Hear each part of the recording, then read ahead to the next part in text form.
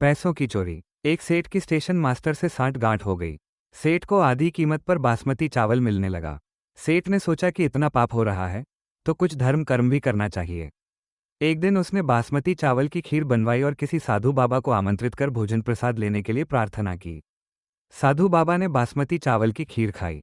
दोपहर का समय था। सेठ ने कहा, महाराज, अभी आराम कीजिए, थोड़ी धूप कम हो जाए फिर पधारिएगा। साधु बाबा ने बात स्वीकार कर ली। सेठ ने 100-100 रुपए वाली 10 लाख जितनी रकम की गड्डियां उसी कमरे में चादर से ढंककर रख दी।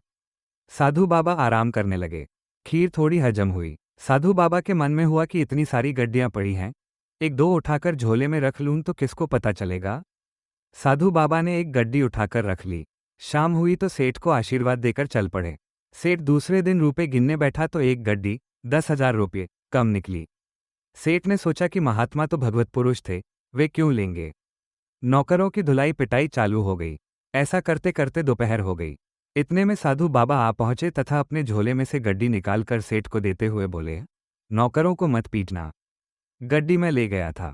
सेठ ने कहा, महाराज, आप क्यों लेंगे। जब यहाँ नौकरों से पूछताछ शुरू हुई तब कोई भय के मारे आपको दे गया होगा और आप नौकर को बचाने के उद्देश्य से ही वापस करने आए हैं, क्योंकि साधु तो दयालु होते हैं।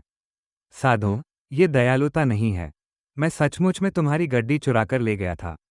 साधु ने कहा, सेठ, तुम सच बताओ कि तुम कल खीर किसकी और किस लिए बनाई थी।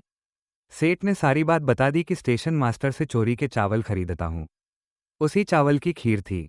साधु बाबा, चोरी के चावल की खीर थी इसलिए उसने मेरे मन में भी चोरी का भाव उत्पन्न कर दिया।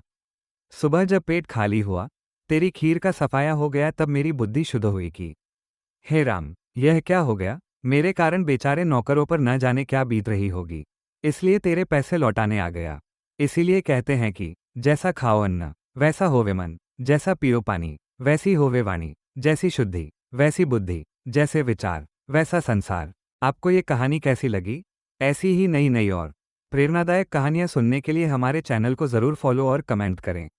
धन्यवाद।